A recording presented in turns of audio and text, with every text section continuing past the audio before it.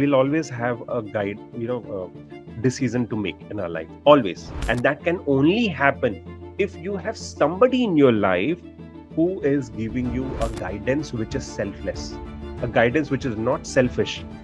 If there was everything in name, fame, and recognition, and money, and all that, why these CEOs of the world are doing this? कार्पण्य दोषोपहत स्वभाव प्रेक्षामि त्वं धर्म सम्मूढ़ चेता यक्षेयस्यान्निश्चितं ब्रूहि तन्मे शिष्यस्तेहं साधिमां त्वां प्रपन्नम. Beautiful. Guided decision making. They're very important things in our life. See, we'll always have a guide, decision to make in our life. Always. There will always be either two paths, sometimes even multiple paths. And that is where we need help. We need help so that whichever path we choose, we should feel confident when we are working on that path. And that can only happen if you have somebody in your life who is giving you a guidance which is selfless, a guidance which is not selfish. Most of the time, I know my first year days, even ragging used to happen those days. Nowadays, you guys are fortunate. Ragging and all is banned. Those days, seniors used to come, good seniors, they used to come and they used to guide us, that how you do this, how you do that. But most of the time I had seen when seniors used to come, their guidance was many times distracted. The kind of life they were living, their guidance was most of the time selfish. Hey, come, let's have fun. We'll go to movies. We'll go and have a sutta. We'll have this. We'll have that. This is the kind of life they were living. That kind of guidance they were giving. Even in choosing your seniors, you have to be very choosy. You have to be very selective. Who can actually be a selfless lighthouse in your journey on your ocean? Yes or no? So you feel confident when working under guidance, and you avoid common pitfalls and also receive support when in trouble. And the guidance should be sought from selfless people. Trust me, there are people. The very reason this workshop is being organized without any so-called selfish motives is there are people still in this world who are ready to see you flourish. They may not be a blood relative of yours. That's an amazing thing. They may not be a blood relative of yours. You're a blood brother or a blood sister. No. But they still are somebody who wish to see you flourish because they have got something in their life which have brought them to such an extent, such a level of contentment, such a level of success that they wish to share it with you. Because they have seen their friends in anxieties, their friends after even attaining so much in this world. Out of top 10 CEOs of this world, at least 4 of them have either attempted suicide or is no more. Do you know that? If there was everything in name, fame, and recognition, and money, and all that, why these CEOs of the world are doing this? Trust me, there is something which is missing in the journey which they missed. There was not a single guiding beacon in their life who could actually save them from that last heinous act of ending their own life or even attempting that. Yeah? Let's not go down that line. It's a scary path where you are alone.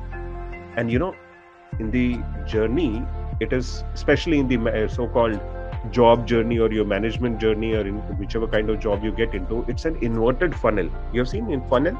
It's an inverted funnel. The higher you rise, the loner you become. There are very few people there with whom you can actually share your life. Yes, let's not go down that black journey where you have nobody around.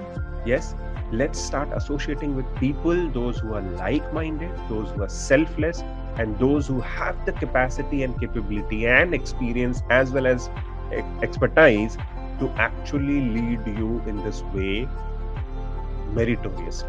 There's a very important verse which comes in Bhagavad Gita 2.7. कार्पण्य दोषोपहत स्वभाव प्रेक्षामि त्वं धर्म सम्मूढ़ चेता यक्षेयस्यान्निश्चितं ब्रूहि तन्मे शिष्यस्तेहं साधिमां त्वां प्रपन्नम. Beautiful.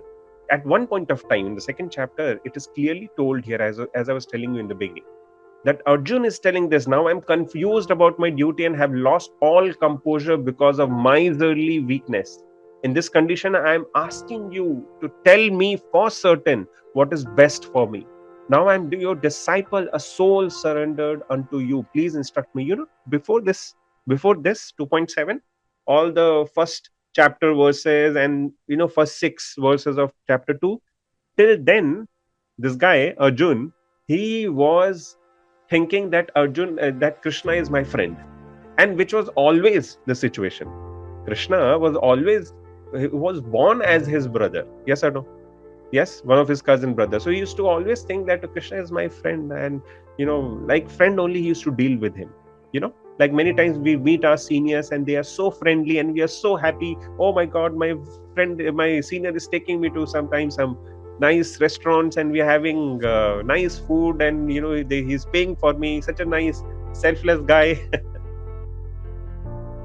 But we fail to sometimes realize that is not something which is the actual nature or responsibility of a senior, and that is not for which you should be looking out for your seniors. If you really need a guiding beacon in your life, you need to come to a level where you find somebody with whom you can take instructions, with whom you can take a selfless guidance, and that is something which will steer your life ahead. Rest of the all chapters till 18th chapter, Arjun was considering Krishna as his guru. Literally, he's telling here, now I am your disciple, a soul surrendered unto you. Please instruct me. I'm in a terrible situation. How do I fight this battle? That means, how do I do my duty, basically?